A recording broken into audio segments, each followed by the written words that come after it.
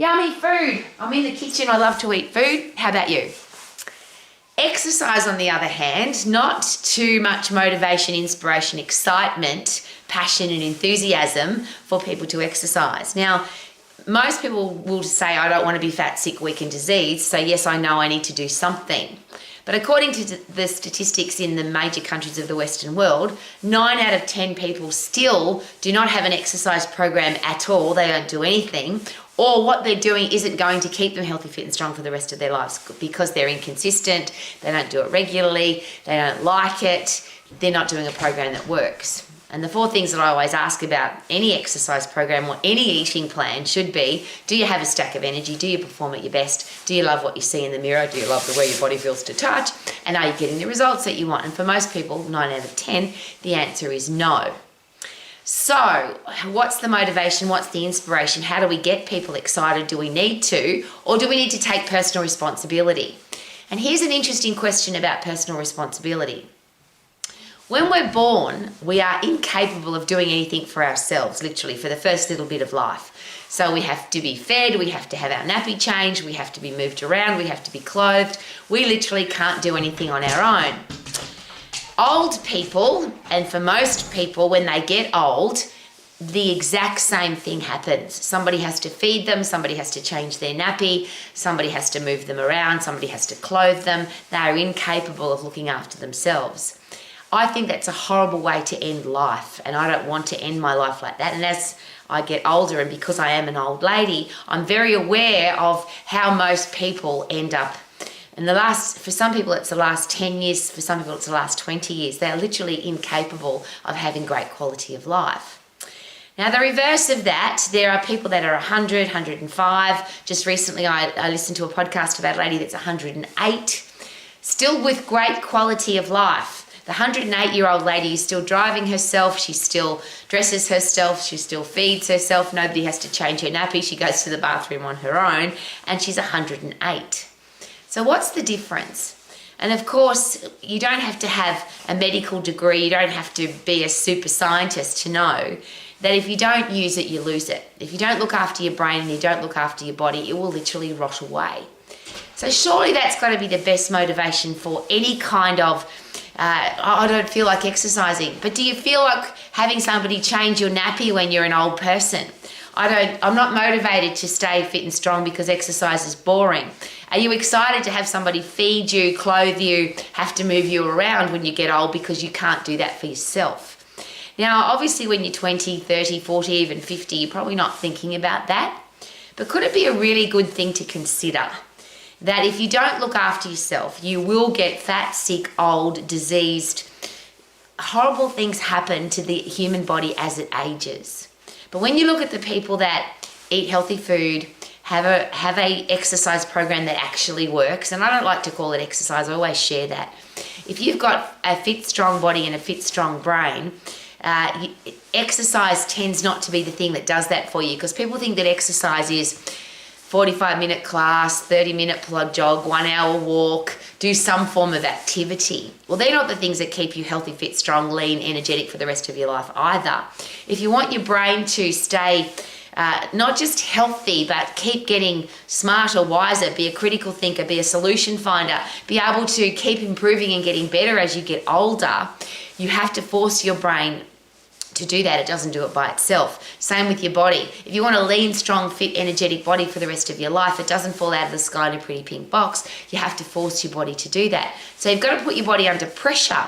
Now, as I get excited about every single day, the phosphate system in the human body, the fight and flight system, the energy system that stops you from dying, the energy system which is the only one where you can work at 100% effort, it only lasts for 10 seconds. And for most people, and you can have it, there'll be plenty of arguments because people say, oh, you can't just exercise for 10 minutes.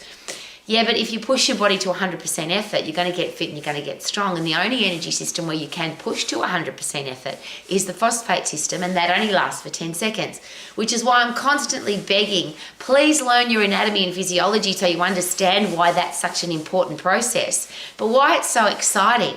It means that you can stay fit, strong, lean, energetic, disease-free, and have a brain that works for your entire life, have great quality of life when you get older, with an exercise program. Again, I won't say exercise because people think it's got to be long, boring, and monotonous. The best way to keep your body fit and strong is to get into the phosphate system, get puff, lift heavy for 10 seconds. So if you can lift something for more than 10 seconds, it's too light. If you can go for longer than 10 seconds, you start pacing yourself, which means you're not working at 100% effort. So the world that is fat, sick, weak, diseased and depressed doesn't have to be. All you have to do is inject into your body, and I would say every day, because people say to me, Rowie, how often do I have to exercise? Well, here's my answer. How often do you want to feel good? Don't you want to feel good all the time?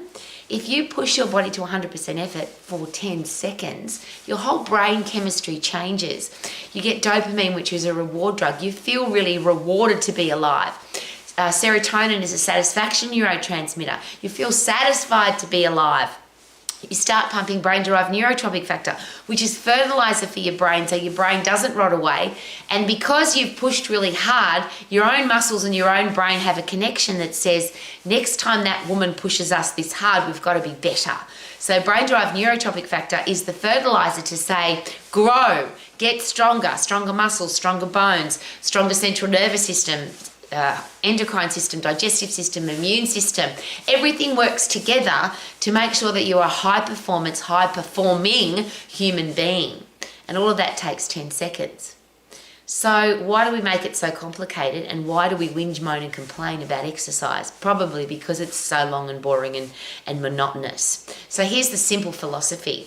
And of course I practice this, preach this, share this, tell this every single day. It seems that the world's not interested. It seems that the world wants it to be hard, to be healthy, fit and strong, because then maybe you've got an excuse. I've got no time to exercise. But you can't make an excuse when it's only 10 seconds. So here's the philosophy. Lift heavy to be strong so that you can get puff to get fit, all in 10 seconds. Keep it safe so that you don't get injured, because obviously if you're injured you can't do anything. Keep it short so you don't get bored. Well, you can't get any shorter than 10 seconds. If most of the world is not exercising at all because they hate it, the further you get away from zero, the less likely people are to exercise. Now, I think 10 seconds is as close to zero as you can possibly get, but it's also the injection of passion, enthusiasm and excitement for your body that's going to keep you strong for the rest of your life. It works the best and it's only 10 seconds, so no excuse for time.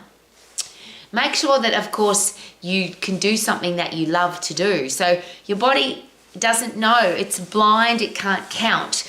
All it knows is if you put it under 100% effort if you put in 100% effort, you get 100% result.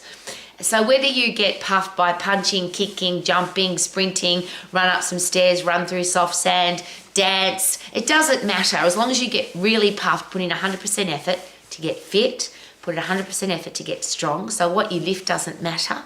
Your muscles can't see whether you're lifting a log or a rock or a box of books or a dumbbell or a barbell or a kettlebell. It can't tell any of that. All it knows is if you push really hard for 10 seconds, if you can go longer than 10 seconds, what you're doing is too easy, it's too light. What it means is that you can be a healthy, fit, strong human being for the rest of your life. And I'm going to share this again. That means you don't have to have somebody change your nappy when you get old. You don't have to have somebody feed you. You don't have to have somebody move you around. You'll be able to use your own legs. So there's no wheelchairs, there's no walking frames. You'll be able to drive yourself because you'll have a brain that still works effectively. Surely that's the ultimate motivation.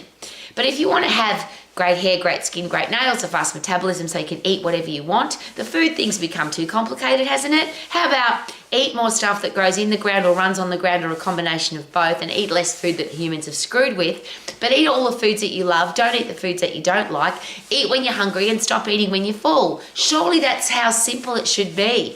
And when you've got a healthy endocrine hormonal system, your body will tell you, eat because you're hungry. You'll feel hungry. Stop eating, you're full because you feel full. I can't overeat because I'm full, I don't want anymore. That's because I've got a healthy hormonal system, which is a really cool thing for an old lady to say, particularly a woman that's been through menopause and didn't even know that it happened, except that I stopped having a period. And I always share that because I'm sick of hearing perimenopause, menopause, hot flushes, weight gain, brain fog. I feel terrible. Being a woman at 40, 45, 50, 60 is horrible. No, it's not. It's awesome. Healthy, fit, strong women have a healthy, fit, strong brain, a healthy, fit, strong central nervous system, endocrine system, so you can do all the things that you want to do. You're in control of your hormones, not the other way around, and you're the person that can live to, as the lady I just listened to, 108, still driving, still dressing herself, looks beautiful, still exercises every day, and is living her life to the max. So I'm going to live my life to the max. How about you? Super duper doo, how are you? Living my life to the max. Woo! Yummy food in the kitchen, yeah.